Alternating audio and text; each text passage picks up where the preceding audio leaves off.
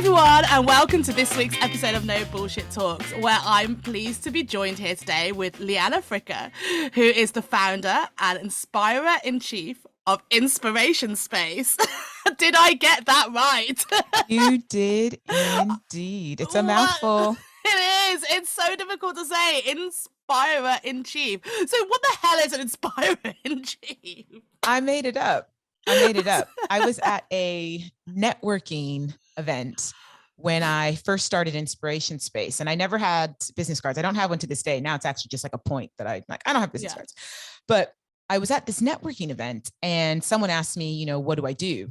And I just founded Inspiration Space, and CEO as a role felt really formal. Founder felt informal, and managing director just sounded like I push paper around. So I said, oh, I'm an inspirer-in-chief. And then, oh, what's that? It's like, I breathe belief into people. I help them bring their ideas to life, and I cheerlead them along while they do it.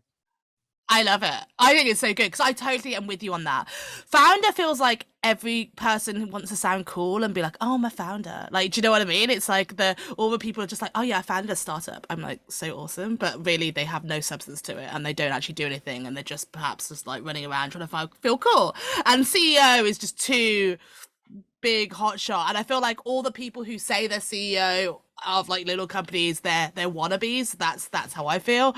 And then, as you said, managing director sounds again too formal and sounds too rigid. So we've gone for like MD when people talk about me, because it's a managing director, but it sounds a little bit less formal. So it's like, oh yeah, my MD, like it's cool. She's just chill, it's what the hell do we say? It's really difficult. So maybe I need to make up a title as well. I think that's really right. Well, good. I think differently. I think differently about everything. And when I think about founder, I love the title founder. I've started something from nothing, right? Anyone who calls themselves a founder, I think that's a title that you wear with pride. And I think that it is something that is very empowering, and I'm glad people use it, because you are starting something from nothing. You're taking something that is an idea in your head and you're figuring out how to do it. And so you are a founder. You are toiling the land. When we think about, industrialists, they start with the resource and they toil it and it's dirty. And then as it builds and it starts to produce whatever you hope for it to produce, then you can polish up, you can build a team. But I think the role of founder, there's something quite gritty and real about it, especially in the early days, because you're doing it because you believe in it, not even because you think it's going to work.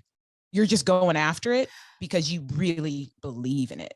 I think that should be the case with every startup, though, and every business. You have to truly believe in what you do. Otherwise, you just won't succeed. And I think my issue with people who say they're founder of such and such is they're doing it to sound cool. Obviously, that's not everyone. There's a lot of people who do that. But yes, I think that the only businesses who actually succeed are the ones who truly believe in what they do. They put all their passion into it. They, don't sleep at night because they're consistently thinking about what to do for the next step and more plans for it. I think that's the only way. And yeah, founders who really believe are the ones who are inspiring, I think. I think that's the same with people too. People have to believe in everything that we do, right? People who are more inspired, who have this sense of purpose that they can see really clearly, they lead happier lives. And one of the things that I do as Inspire-in-Chief and through Inspiration Space is to help people think differently about the stories they're told and the ones that they tell themselves. Because if we only drink one type of KoolAid, and because we only have one language, words are interpreted in different ways. They create different visual references. And so one person's founder looks very different to another. And I think one of the challenges we have is that a certain image is then projected that everyone breathes in and internalizes as the only way, as the status quo. And in actual fact, it's just a title. Exactly. It's just a word. So that's the reason why you made up yours, because you could blend it into whatever you want it to be. I thought, do you know what I thought was really funny there? What you said was, you mentioned KoolAid, and there's so many kind of you know metaphors with using, like, drink of KoolAid, whatever, but it's an American drink. Like, we don't have KoolAid in the UK, so it's actually quite funny because you say that to people. I've heard that phrase so much, but I guess watching so much American TV, I pick it up, and I used to live in America for a few years. That was, so I get it. But, like, what, like, do you say stuff like that to English people and they're sort of like, what are you talking about? Because actually it doesn't make sense over here. What would we say? The Lucozade? Like, that would be our equivalent, I think. Well, actually, no, that's Gatorade. Lucozade is the equivalent of Gatorade, I think, if we were going to do the UK US. I don't know what the equivalent of KoolAid is. Orange squash. I don't know. It would be yeah, something like that. I suppose though, because it's become this ubiquitous type phrase, everyone knows what we mean. That's the thing about American culture, right? It just is this dominant culture everywhere. So when I came to the UK, when I was 21, it was quite interesting because I actually learned how to work and I started my career here. And I remember my first job was at a PR company, and they were a startup, and I got to do so many different things. It was a great time. It was a nice entry into adulthood.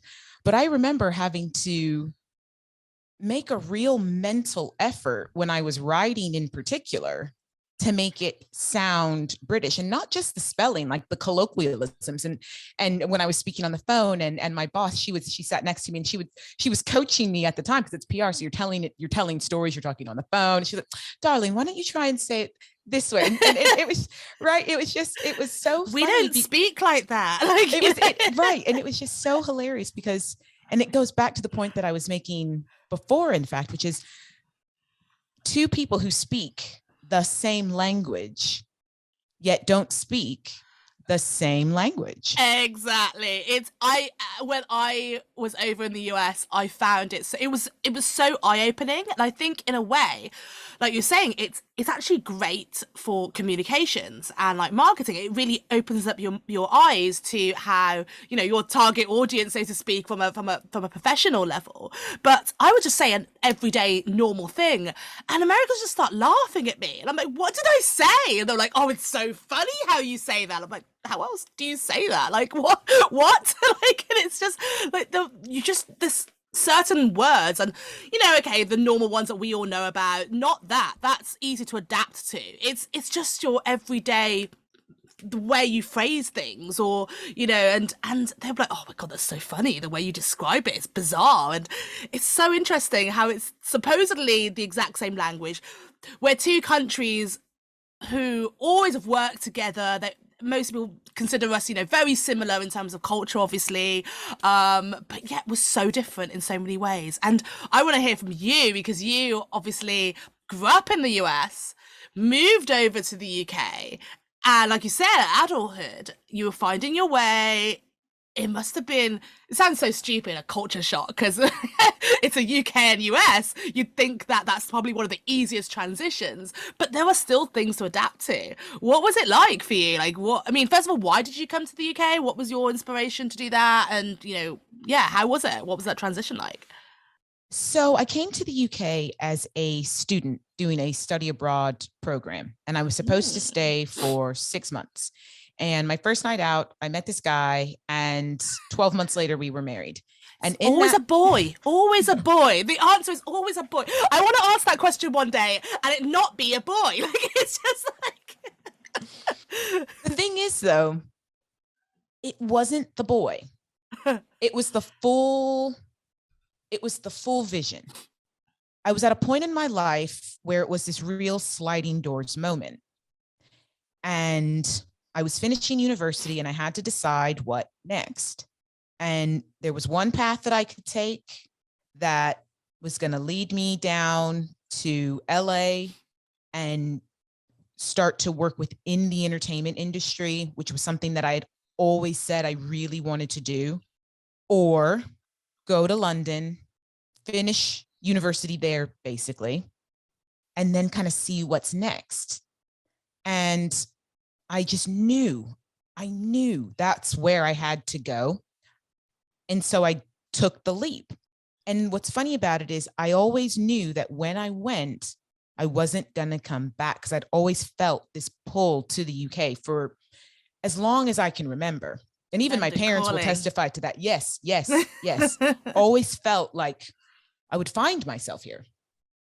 So I came and took that leap, and I'm still here. And in that 12 months, I finished university, had my first boyfriend, moved in with him, got an internship, that turned into a job, and moved to a foreign country.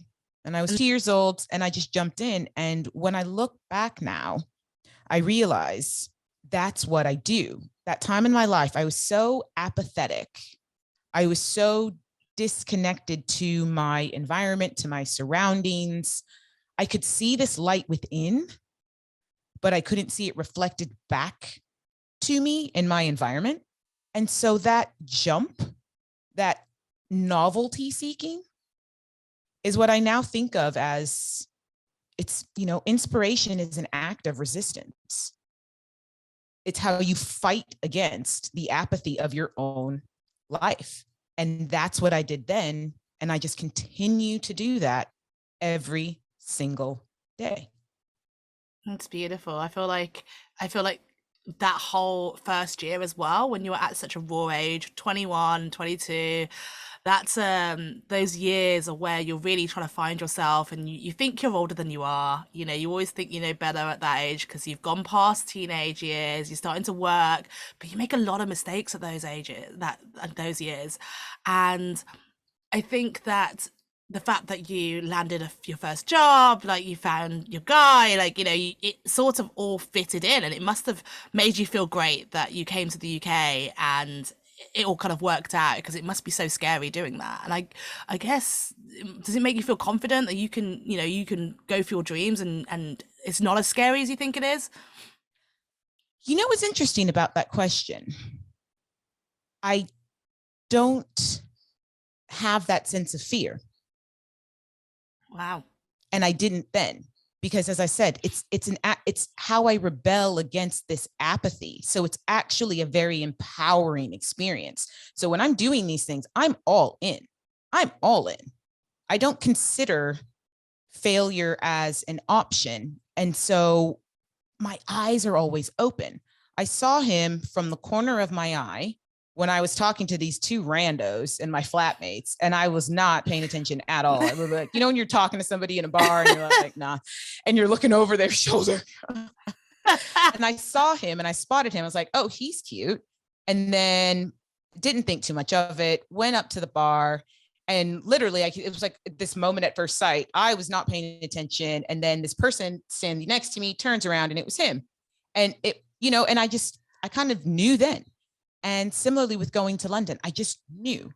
And with the job, when I went in for the interview and I saw it, I've always loved fashion. I remember being 12, 13, always like really into fashion and the trends. And, I was the only person in my very random suburban 6th grade wearing clogs back in like 1992 or whatever it was, because they were fashionable. And I'm like, look at my clogs. And I was like, what are those? Always been that way inclined. And so I came here and I just knew. Having said that, there was a period in time when I felt more apathetic than I've probably ever felt before. So after I got married and decided to stay in the UK, obviously, and I left my internship, and then I got a job at a large PR agency. And that was great. Learned a lot, really honed my skills, and got to play on larger playgrounds. And then I left there and I went to what was, without a word of a lie, my absolute dream job, working at the intersection of fashion and technology and art and culture with this really great team of people, for big brands, all of this creativity. And over the course of 4 years, I burnt out. I really burnt out. And just showing up every day was a chore, to the point where some days I couldn't do it. And that's when I knew there was a problem, because I'm generally one of those people that can persist, especially with work or something. I'm a people pleaser. I don't want to let anybody down. And it was more and more, it was just a struggle to get up every day. And I was like, oh man, what is this?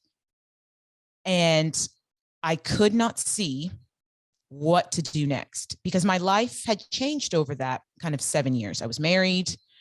We didn't have kids, but we were thinking about what our future would look like, and making that decision to, I think, be like a permanent union, which is when you have kids. You don't have children with someone, you can get divorced and never see them again. Right? Yeah, exactly. There's nothing tying you together, actually. So people talk about the marriage as a big step, but I think that, like you said, it's just a piece of paper. You can get divorced, and that's it. Like, it's as if you can even get annulled, and it's as if you never existed. Like, and that's why I got married. Honest to God, when I was 22 years old, I was like, worst comes to worst, this is going to be this hilarious story that I tell in a bar in 5 years. Everybody remember that time I went to London and got married to that guy? That was crazy. But the moment you have kids, that is it. That's your life change. You are bonded. For me, that was exactly. the commitment. That was the commitment to the relationship, right? Was this, okay, we're going to do this. I'm all in with you. And I just couldn't see. And all of a sudden I did. And I was like, you know what? I'm going to move out of London and we're going to have a baby. And then I won't have to choose, because there is absolutely no way that I can commute from Surrey to London on my salary with a kid. It's just not even possible. So, and we'll wait it out and we'll figure it out from there, and that's a real privileged choice to be able to make. I totally acknowledge that. It also is a statement and a testament to the choices that working, intelligent, creative women make every day, and had to make 10 years ago when remote working wasn't an option, where it was legitimately, well, I'll just opt out. Yeah. Right. But in actual fact, my opting out was my resistance. Like, I am going to go all in on me and see what this other part of me looks like. And when I did that, within 12, 18 months, my creativity, my passion, my imagination, it turned on higher than it's ever been. And that was the baseline from there. And it's been working on that level over those 10 years. And now every day I just show up and find ways to solve the problems. And by that, I mean the things that actually just really frustrate me, in my own way. That's amazing. I love it. I love the story, and I love how it's basically, it was like love at first sight, and you actually did kind of live a fairy tale. You lived like what I find so many people from anywhere but the UK have this depiction of the true English gentleman from movies, and they think they're like, I don't know, Hugh Grant or something. I lived with a girl who was like this. She used to be like, oh my god, it's Prince Charming, about some guy in a bar, and I was like, no, he is literally just a chav from Essex who is not going to treat you very well, but he looks like Prince Charming. And I was like, okay, you go on a few dates with him, and it was like coming home crying, and I was like, well, this is it. But she has the depiction of what a true English gentleman was. But it sounds like you basically lived that fairy tale, which was super cute, and it's very nice that it works out. So, but while we're on the topic of UK versus US, I have to ask a question, because I have this debate with so many people, and most people don't agree with me. My brother agrees with me, which is interesting, but there's not many people who agree with me, and it's around the issue of racism in the UK versus the US. Now, obviously, there's a lot of press and there's a lot of media attention around what goes on in the US, and it's brutal, it's scary, it's horrible, don't get me wrong. But I have this theory. I've lived in both countries, I spent a lot of time over there. I have a theory that I think that racism, and it's a different type of racism, in the UK is worse than it is in the US. And everyone thinks I'm nuts for saying this. But here's my take on it, right? Is that in the US, you obviously have the police brutality that's going on. You have guns, we don't. Like, give us guns, it could be a whole different picture. But you have like the more obvious kind of racism. But also, I think in a much larger country, you have a higher number of Black people. You have also a higher number of Black people in more prominent positions. I feel like in the US, like Black people dominate music, they dominate sports, and I think it's kind of from my experience when I was over there, the depiction of Black people was mixed, because they had what they called the ghetto types that people didn't like, and then they had loads of the wealthy Black people who were dominating some of the scenes. In the UK, I asked a few people, I was like, name 10 famous British Black people who are not an actor or a sports person. How many can you name? And I didn't get many names. Like, it was people were struggled to find anyone who was successful who wasn't either a movie star or a sports person, so i.e. football, really, and they don't really do anything else in that sense. And that disappointed me, and I felt like it said something else about racism in the UK. And my thoughts are, when I was over in the US, I never had a single problem with the police. Any interaction I ever had with the police, they were actually really, really nice to me. They were really respectful. And I don't know if that was circumstantial or something about myself, or, whatever the reasoning was. I never had any problems. I might have just been right place, right time, as opposed to the other way around. And I just didn't see the sort of things that I see every day in the UK. And the UK, for me, it's more subtle, right? It's not, people getting beaten up necessarily on the street and all that kind of stuff, and, the N-word flying around to people necessarily. I mean, don't get me wrong, there has been cases of that. It's more like people will disregard a person of color for a position or work, or the way they talk down to them, or the little quips they'll say, oh, you actually have brains, sort of thing, and that sort of little things, and it's built into culture.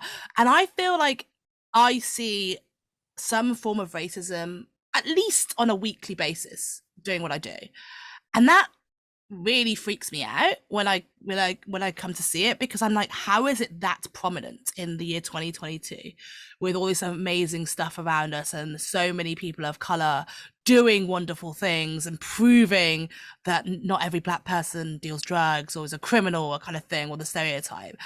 And so I found that, so for me, in a way, I see racism a lot more in the UK in that sense than I have done in the US. And I'd love to hear your take on it. And I'm sure, like I said, 99% of people disagree with my view on this, but I would love to hear your experience based, when you lived in the UK versus when you lived in the US, and how it's been in terms of racism, or how people have treated you.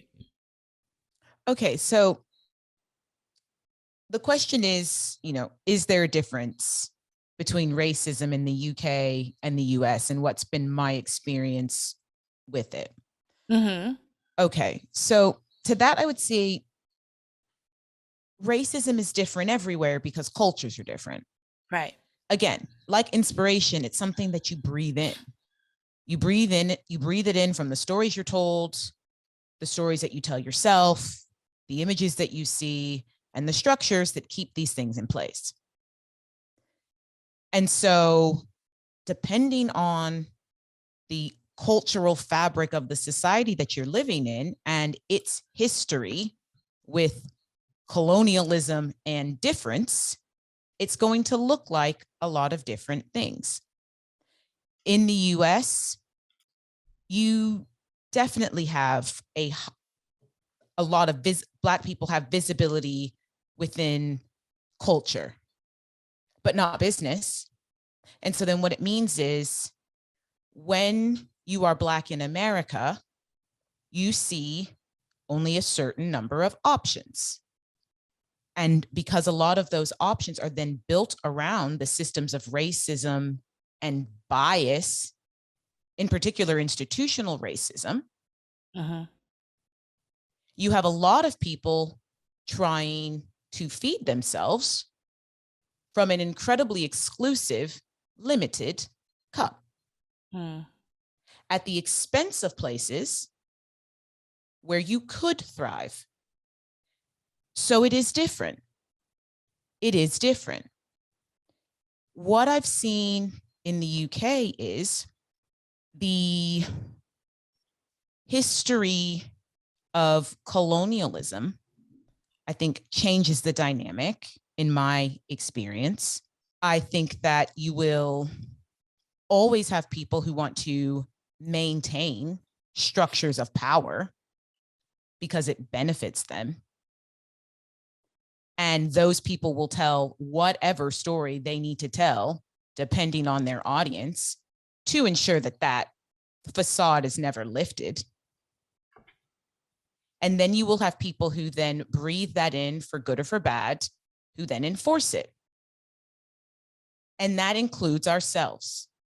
Because when you look at, say, professional occupations, and that's broken down by race or ethnicity, Black people, Pakistani, Asian, mixed race people are represented in different proportions, white people, depending on the industry.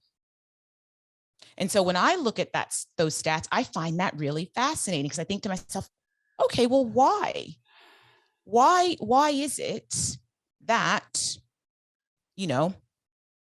Black people make up less than 4% of water and energy employment? No judgment. I'm interested in as into why. Right? And then when I dig into that why, and then that will lead me down, okay, well, what does education look like? How much are we exposing people to these as career options? What are the career options within that? What's the pay? What's the salary? Black people are, 42% of education in the UK. So then I think, well, then what jobs are they doing there? Because from what I see and hear, we don't have a lot of Black teachers. So where are they? Right. So this is why I love numbers. I love data, because it tells a different type of story and allows you to think differently. Because what happens is the divisiveness, I think it forms this layer of a distraction that separates us from our own power. If we want to see more representation in the arts, we need to stop telling kids who want to pursue art, they're never going to be able to make a living at that. They should be accountants. You can't pull artists from where they don't exist. If we want to see more representation in science, we need to democratize that knowledge. We need scientists collaborating with game designers and illustrators to make these concepts easier to understand, so people don't feel intimidated by language. When we are doing these things, we can have a more productive conversation about racism. Yeah. And when will that be? Well, this is then where everyone's own power comes in, where we have to really be aware of the stories we're telling ourselves. For every person who sees Black excellence as only a rapper, is every person who misses the future scientist. There was a swimmer, I don't remember his name. This was a few Olympics ago, and he's a Black swimmer, and he was saying that all throughout high school, everyone kept telling him to play basketball, because when you think about the physical build of a really good male swimmer and a basketball player, they are the same. But they were pushing him to basketball because he's Black. I wonder how many times Michael Phelps was asked to get out of the pool and get on the court. I mean, but also Black people can't swim is also the other thing that they say. And I had that at school a lot. They were saying that because my bones are denser, I would more likely to sink. I mean, I don't even understand the physics of exactly. That, exactly. And that's why all of this, you breathe it in. You breathe it in over and over in different ways, in different rooms, It's the white teacher telling you that 3 days after your Black grandmother told you that, because the story is permeated around. But it's the basketball coach reading an article and only seeing Black players, or some bit of propaganda about the dominance of Black people in sport. That means that they don't see a mathematician. They don't even see a swimmer. They only see a basketball player. Whereas if you are white, you get to have duality. You can be more than whatever it is. And so we really have to watch ourselves as people who sit outside of the status quo, whether you're a woman, whether you are Black, all of these things, LGBTQI. What stories are you breathing in and then breathing back out again? Because we replicate what we see. And if these are the stories that we're going to put back out, that leads to apathy. Why should I bother? Why should I pursue math? Black people are rappers. Why should I pursue tennis? Black people play basketball. Why should I do science? I'm a girl. But I think this is the reason why it's so important that we have these people that break those trends, and they are, people who know about them. Like, you mentioned Black people don't play tennis, but look how amazing the Williams sisters are, and look what they achieved. If they didn't believe that, then they would never have had the careers that they had, and they turned out to be the best in the game. And Black people don't play golf, but then look at Tiger Woods, suddenly like he became the best in the game. So it is possible, and I feel like it's so important that there are role models like that out there, because without them, no other kids would want to do it. Like, I feel like there might be loads of other little Black boys now who want to become golfers because they idolize Tiger Woods, and that's great because they have that opportunity. But I think the same as, we're both in the creative sector, and I think that's something that's really important because the future's creative, right? And there are so many opportunities within this creative sector. And I guess, what I mean by this is, the design, websites, marketing, app development, all that kind of stuff. And generally at school, I went to a school where that wasn't thought of to be a legitimate career. It just wasn't.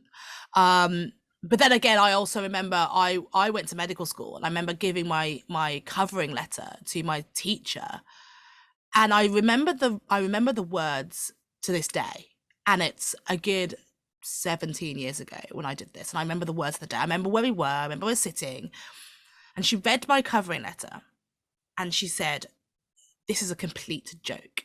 She was like, "If you send this off to your universities, they will take one look at it, screw it up, throw it in the bin, and go have a good laugh about it afterwards." That's what she said, to the exact words. I was like, what? And she was like, "You're never going to get it." And I was like, wow, okay. I was like, wow. And I remember being really upset because I thought it was a really good letter. And but it was also just because it was real.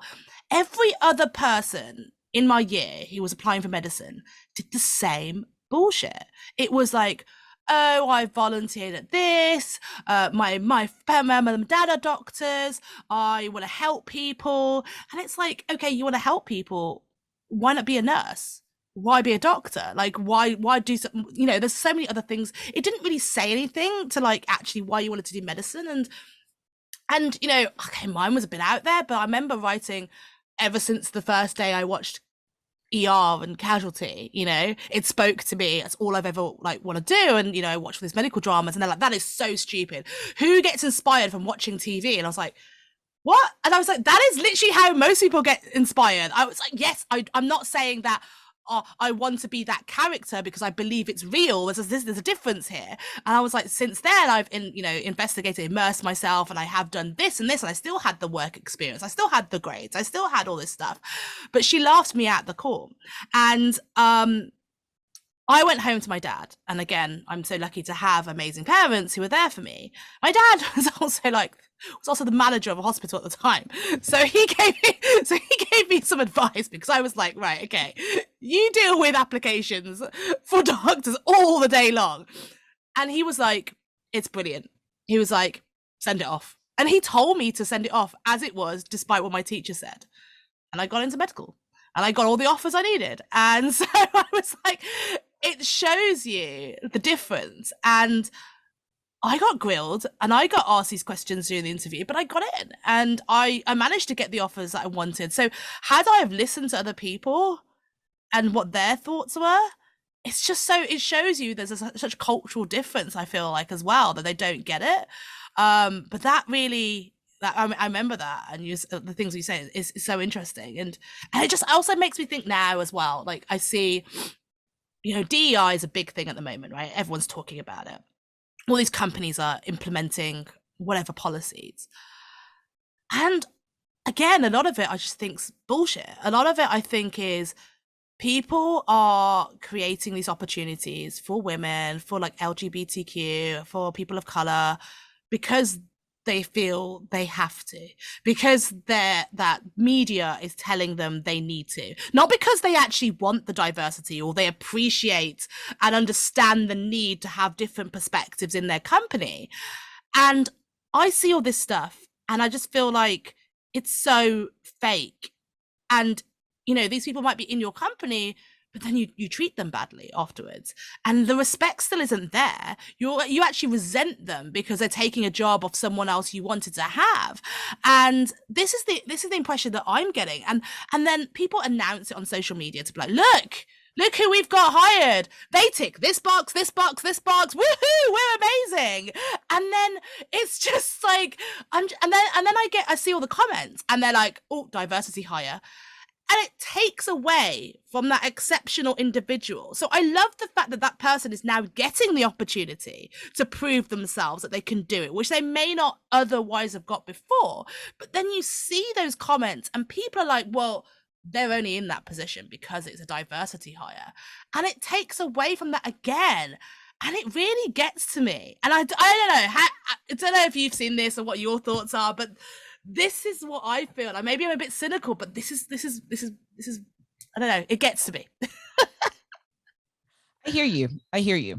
So taking it back a step to your experience with the teacher in medical school, I think it's quite telling of the situation that we're in when it comes to education, when the spaces that are literally supposed to be inspiration spaces are the killers of hopes and dreams. This is a problem. Because if on the one hand, we like to bang the drum about social mobility and how everyone has the same 24 hours in a day and can pull up their bootstraps, what happens then when on the one hand, someone takes that initiative and then the person who's there to breathe belief into them and to help them find and figure out a way to make this happen for themselves laughs them out of the room and tells them this is never going to then be possible? Because if you hadn't, and if you didn't have the privilege that you've had in the form of education, stability, confidence, clarity of thought about what you even wanted to do in the world in that moment, obviously it's changed, but even in that moment, especially at 16, that's something that I say, in the UK, like to be a doctor in the UK, you're deciding really early on. Too early. Right. But that's a whole separate conversation. Yeah, so, absolutely. There's a lot of bravery there from you. And not everyone would be able to do that, even if they did have the potential to be a doctor, right? The interest, all of it. And that's a big problem. That's a really big problem. And it means that we really do not value the role that school and education plays in building the people that will, fuel the economy. On the other side, you have then the diversity. And I think these then two things are interrelated. because you have that teacher and her biases, what she sees you're capable of.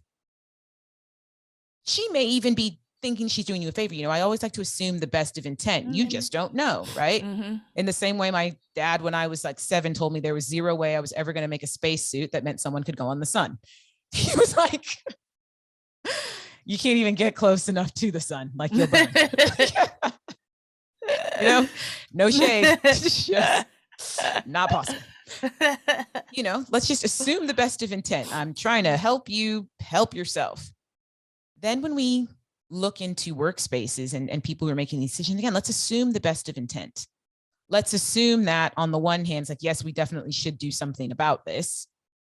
And the effort is completely and totally misdirected because we've not thought about what doing something about it even means. We've just reactionarily done something because we don't want to get in trouble. We don't want to get called out by saying nothing. So we'll say something, even though it's nothing. Completely and totally meaningless, right?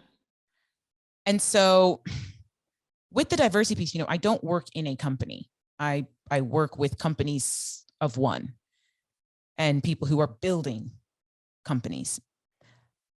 What I can say is I've seen from the experience of my husband, who works for a very large company, that there is light within these organizations, and there are organizations that are trying to do something, but doing something takes time because we didn't just get here in a press release. Doing something takes time. You have to completely and totally reimagine someone's whole identity, which means you have to completely and totally reimagine yourself. You've got to come to terms with anything you've done in the past, anything you've thought, decisions you've made, before you can even see what you can do right now. And you're trying to do that en masse with different factors, the stock price, so-and-so's quit, whatever else has happened, you're trying to make sense of all of this. And so, yes, I think a lot of effort is misdirected. And it's because there is this pressure to do and to show up and to be visible. And then this feeds into the apathy, because then when the reactionary press release is put out on social media and then people start in with their opinions, someone reads it and then thinks to themselves, why should I bother? And so then they don't take action. I feel like in our modern times, our expectations are completely and totally out of whack. What we expect from ourselves and from others, how quickly we want things to happen, whether we generate it or are waiting to receive it. And at a time when the world is literally burning, that way of thinking is dead. We cannot think linearly. We cannot think in silos. We need to think circularly. We need to rethink growth. We need to change our expectations. How long does something take? We have been battery farming animals, ourselves, and this economy for far too long, feeding it with cheap capital so that it grows with these weak bones. It's no wonder it breaks. So we have got to think differently now. And it starts with how we think ourselves. We have to really challenge ourselves. We have to look at our own biases. I do that all the time. I live in a mixed race family. I call myself out. I call my husband out. I'm calling everybody out. Because if we don't call ourselves out by assuming in the first instance, everyone's coming from a place of good intention, and in actual fact, it's just ignorance. It's ignorance in the fact that we only have one language and we all interpret these words differently. And then we can create space for conversations. The work that's happening within my husband's company is so inspiring. And it's inspiring on a few levels. One, the company said from on high, this is what we are going to do to bring more diversity into the company, and they're doing it. And this is in finance. There's more women who are visible. They are investing in and supporting and trying to work with grassroots organizations that support minority kids to bring them into the business to open their eyes and their own. And not from this, we're doing you a favor, but a legitimate, my husband's been working with these kids and he's really passionate about it. He's really into it. And he's not one of those like get off the bench kind of guys, right? And he's really into it. They've pulled together a task force within the company to support the diversity movements, and it's being employee led. And so within what I said is, I was like, you make sure they're investing in external expertise to come in to help you all design these programs, to deliver some of these programs. So then what you're not being expected to do is to Google and become a DEI master tomorrow. It's, it shows that the company is serious if they will also invest in external support. And what it means is you're unlocking the spirit of entrepreneurship within the company because they're working on a project. And that's really cool. You can't write a press release on that because it's in progress. It's really uninteresting. 5 people got together at lunchtime to pull together a task force for how they're going to bring DE&I to life in this company, like news at 6. That's not clickbait. That's not clickbait. So we have to change our expectations. We need to be inviting more conversation and less one-way communication. We need to stop pouncing on every single thing. We've got to starve this misinformation. Don't rage share. Yeah. Don't rage share. You got to kill it. Squash it. Imagine if it just ends here. No one shares it. And the algorithm just wipes it away. These are all things that we can do as individuals, but we can only do it if we acknowledge and we can see the role that we're playing in this. Because we can change our own behavior. And when you change your behavior, you inspire me to change mine. When we think about the way that we're framing information that we're sharing and posting so that it weights more towards solution and less towards problem. Because everyone is scrolling on our phones every single day and it's making us apathetic. If as much power I see in myself is to give something a like, we are completely and totally misusing all of this technology, all of this knowledge. This is all, we are killing the planet for nothing. If in the world that we live in today, I feel my ability to show up is limited to what I share and like on social media, as opposed to the conversations that I could have with my neighbor. Scary, really scary. It's hopeful because it means that we all have power. You investing your time in the ability to have this conversation is you exerting your power. This is your act of resistance, which means we can all start from where we are. We don't have to boil the ocean, no pun intended to our climate listeners, but seriously, we don't have, like, this is how they get us. This is how they get us. They make us believe that impact has to be on such a monumental scale that anything else we could do is insignificant. So why bother? And that's just not true. Yeah, it's a lot to think about, though. I think, as you said, individual effort can compound and make something really amazing, but we need more people to kind of put in that same effort, I think. Which I guess I wanted to find out what your inspiration was behind Inspiration Space, and what did inspire you to kind of create that. Was any of this related to that? What was it that made you kind of start this thing?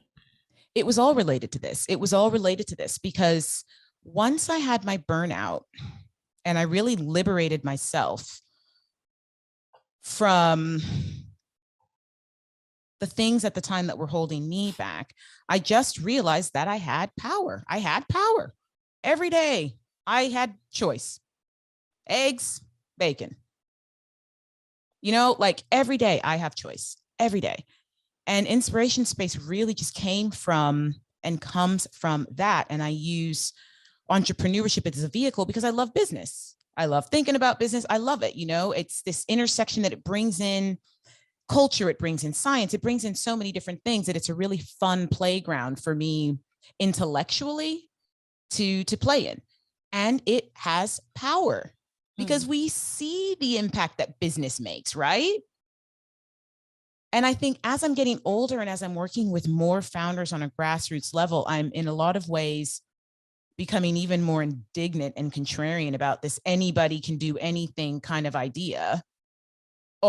It's just a case of removing your biases if you're a gatekeeper and connecting the dots and coming up with solutions and helping people to build out their vision and to change how they're going to do that as part of this evolutionary process, as opposed to being like, you need to know exactly what it is that you want to do. And if you don't know that, you're never going to succeed. And in actual fact, there's only one way of doing it. And it's this VC tech kind of lens where a founder means one kind of a thing. It's like, whoa, whoa, whoa, whoa, whoa, whoa, whoa, whoa, whoa, whoa, whoa, whoa, whoa, stop. That is not the only way to do business, first of all. And in actual fact, that's only 1% of the way that we do business, because only 1% of businesses are venture backable. And again, that's a whole other conversation. So let's talk about the 99%. What does business opportunity look like for the 99%? And what's impacting them? And where are we losing people? Why are things not working? How can we make things better? How can we give people an ability to use their intellect and their passion and their creativity to make a living in a way that fits their boundaries, their neurodiversity, their rules? And that's what inspired Inspiration Space at the start. And that's what fuels it now.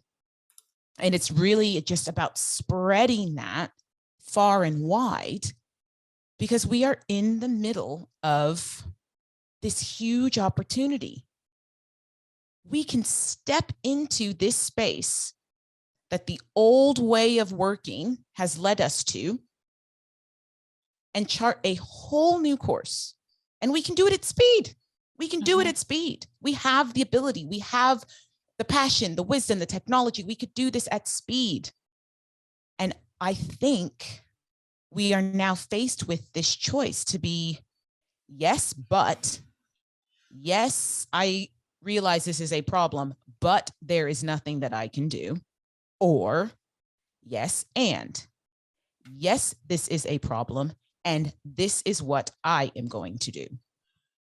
And what do you envisage that people are going to do? What do you hope to inspire people to do and take action? I want people to make a decision to be active participants in their own life. And to say to themselves, I'm going to show up and I'm going to do what I can from where I am to add more light into the world. And I'm going to do that with full sight and view of my own messiness as a human. And I'm going to hold myself to the same standards that I hold others, and not the other way around. And so, for good and for bad, every day I will wake up and make a commitment to be less asshole. And I believe it is as simple as this. I really do. I mean, if only everyone could do that. But again, it's the same with everything. The whole collective action.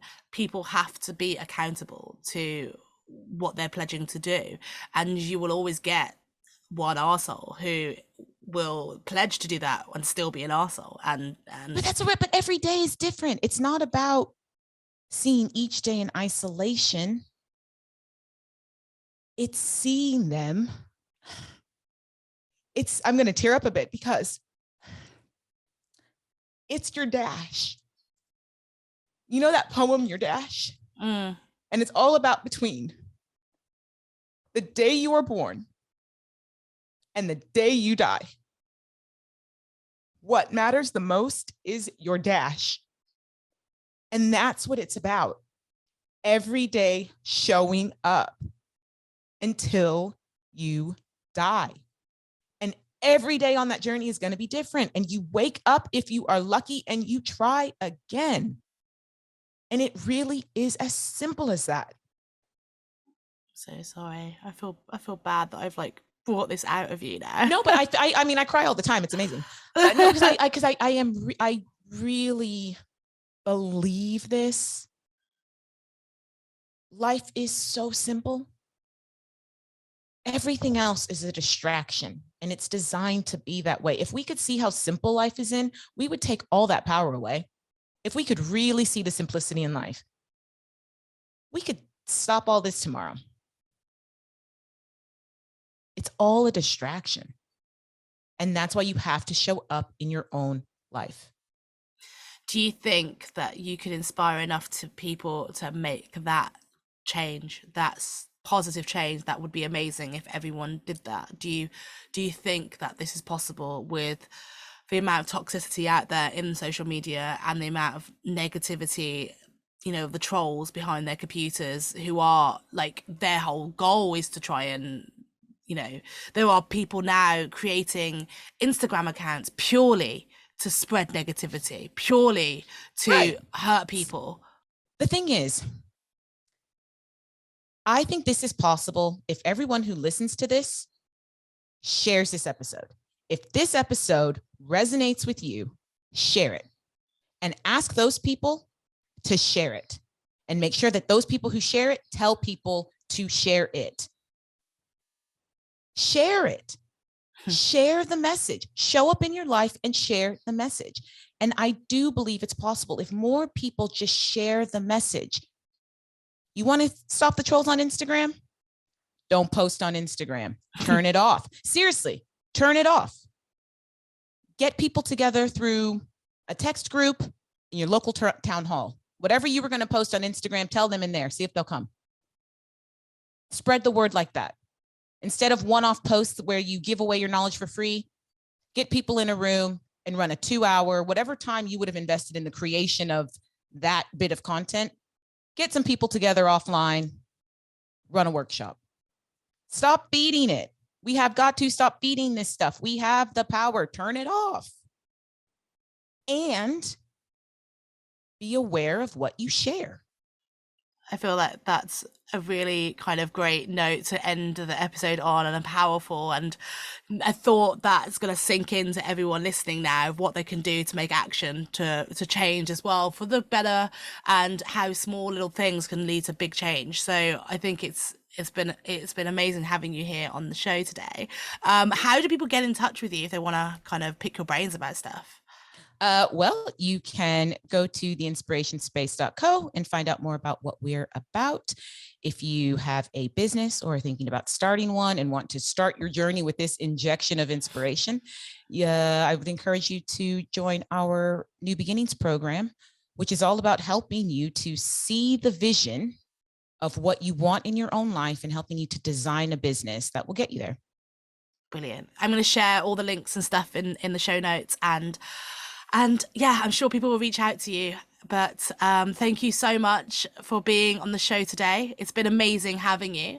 And I'm sure that we'll be in touch again for future episodes, as we touched on a load of things there that we could easily have talked about again in a separate episode. So I'm sure that we'll be back to do that soon.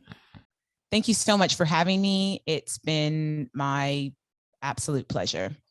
Thank you. And thanks to everyone who's been listening today. Your support is amazing as always. And I'll be sure to see you guys again next week for another episode of No Bullshit Talks.